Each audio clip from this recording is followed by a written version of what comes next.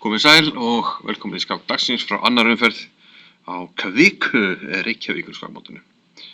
Nú, ég ætla að halda mig við Íslendingana og skákinn þessu sinni er skák Hjörvar Steins Grétarssonar með svart gegn Tamas Peteni. Tamas þessi frá Slóvakíu, alþjóðlegur meistari, en Hjörvar er 140 stigum hærri, þannig að ef hann ætlar sér hluti af mótinu þá er þetta svona skák sem hann þarf helst að vinna, en kannski vandasamara með svörtu. En Hjörvar býður hérna upp á sikkerlega vörn, sem svona almennt séð gefur til kynna svartu vilji tefla til vinnings. Þá er þetta C3, þetta C6, þetta F3, E6 og hvítur leikur biskup B5. Svona eitthvað blanda, eitthvað svona hálfgerðar Arsolímo hérna, komið báða rittarinn út. Þetta er svona tegund af lokari sikkerlega vörn. En eftir rittarki E7 þá leikur hvítur D4. Þannig að við fáum allt í einu opna sikkerlega vörn aftur. Og Hjörvar er búinn að tefla svona í svona Taimanov stíl, leika henni rittari E7, sem er svona uppálega hugmynd Taimanov með E6 að valda rittarinn á C6. Og eftir þessa leiki drepa á D4, A6, biskup tilbaka og kemur rittarinn á C6. Dronningin Hjörvar á E3 og Hjörvar leikur hérna B5. Þá kemur dronning G3 á hvítum.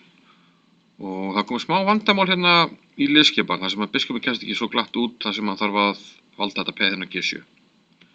Hjörvar byrjar á að leika hérna D6, stuttur á hérna hvítum, B4. Rittarinn Hjörvar á D1. Hefur við afalítið talið það betri rittarinn E2, kannski getur það komið hér og svona haft að með einhverju reitum og hvítur metið það þannig að þessi reiti verður mikilvægir heldur en reitirinn sem að kemst á frá E2. En hérna sjáum við kannski að Hjörvar er smá vandrað með þetta P, þannig að hann fer í svona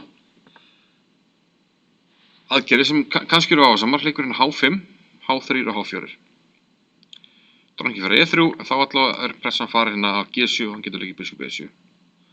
En nú er alltaf kannski að vara samt að hróka, hvítur leikur B3 og við sjáum að það svona standar svolítið spjóta á svörtu stöðunni ef það hrókar. Hvítur hljótur leikinn F4, rittarinn getur alltaf inn að hoppa henni yfir. Og þetta greinlega hugnast ekki Hjörvari og hann leikir hérna G5. Það er mjög tvíeggja taflmennska.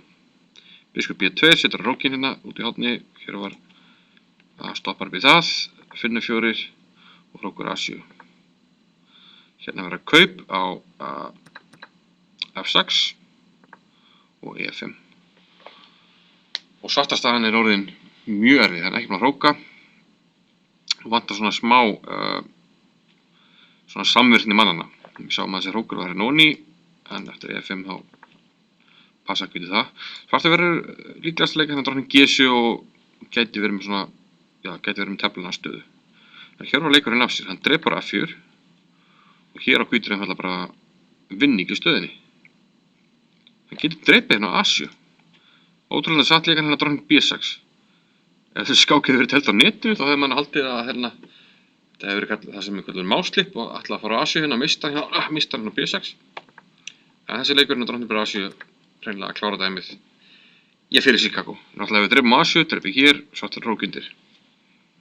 Dronning bara E5, setur á þennan, dronningin onni, dronning C7, tveirmenn onni og hvítur vinnur lið og mikið æði. En sem betur fer, dronning B6, Hjörvar draf á E5, Peteni tók hrókinn en þá er hægt að draf á D3 og onni á A1. Þannig svartur svona sleppur með það að vera hérna skipta með undir, dronning D4 skák og dronning C5. Það er kaup, rittarinn sleppur tilbaka, hrókur til F4. Við skoðum aðeins, svartur að skipta með undir en hefur peð sem bætur. A5, valdir þetta peð hérna á B4. A3 er orðin fyrir hrókinn, mjög rökrétt. 1A5, drepið á A3 og biskup E6. Góðum mann mót og reyna svona að nýta þessu peð eitthvað. Þeir reyna 4. Svartur allavega svona er búinn að koma manninu fyrir miðborðinu og koma þessu peðum að þessu stað. En svartur er klárlega með vera. Hann er skiptamenn undir og hvítur að fá þetta peð hérna. Þannig að það er bara hreinn skiptamennur. Og bætur svartur eingöngu því að hann hefur svona vel centralisera menn og kannski svona já, þessi peð kannski ekki neinsælni hjá hvítum, það er 1 peð sem stoppar í 2. En það er, já, tölvöld ólíklegt að svartur ná að vinna þessa stöðu.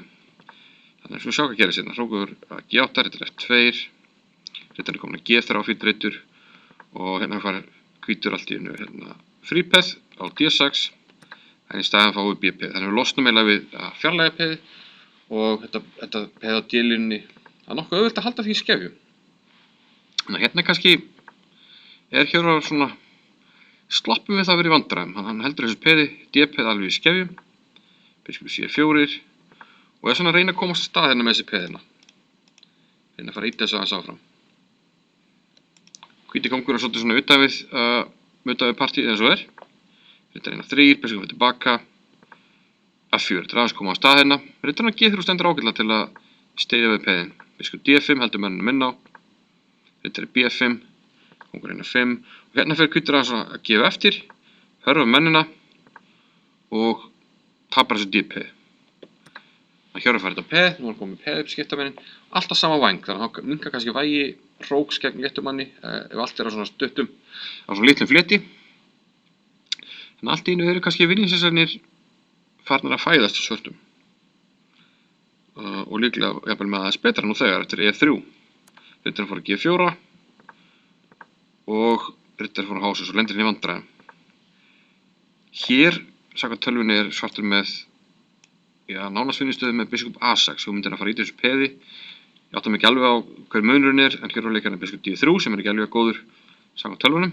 Rittar eiginlega 7, kongur finnur 7, rittar C8, eitthvað rittar flakkar hans, ég veit ekki alveg hvert er að fara.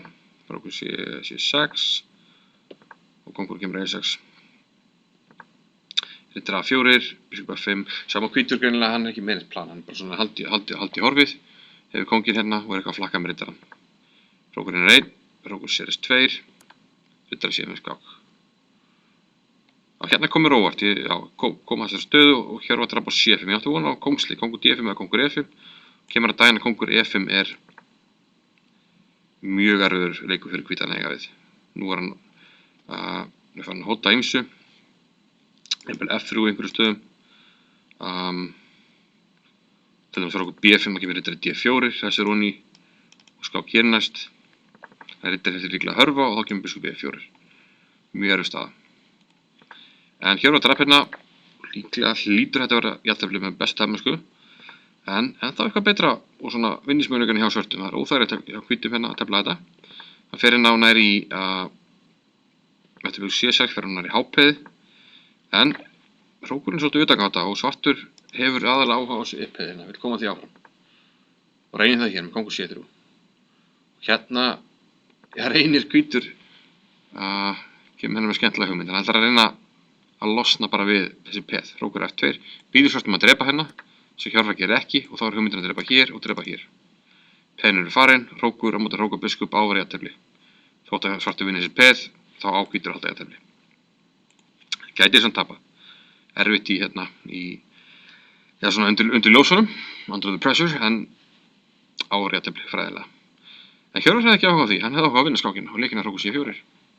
Við sjáum núna ef að hvítur drepur hérna, sem hann gerir ekki, þá er hann eftir drepið og E2. Við völdum upp hvað reytinn og völdum þennan. Peðið verður á drottningu. Við erum mikið tímarhagg að Petrinni leik af sér hérna, hrókur A2, gerir þetta erfitt fyrir svarta. Stendur betur en líklega ætti hvítur að halda. En núna eftir E2 er staðan orðin unnin á svartan. Hrókur C1 skák, kongur D3, hrókur A1 og kongur D2. Það fannst drottningu næst.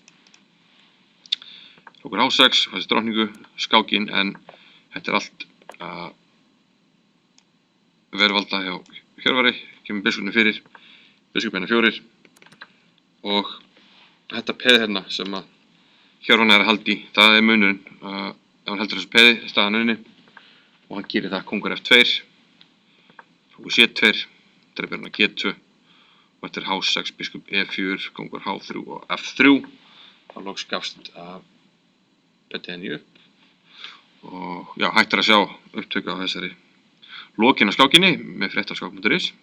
En já, Hjörvar er með tóning á 2 eftir Íslinga og teflir á efsta borði í 3. umferð gegn Matthías Blúbá. Þannig að það verður spennandi að sjá hvernig Hjörvar gengur. Hilmi Freyr sem var með skák dagsins í gær, hann náði góð jafntefli gegn Kaito Kuloc og heldur vonandi áfram góðu gengi. Sjáum síðar, takk fyrir.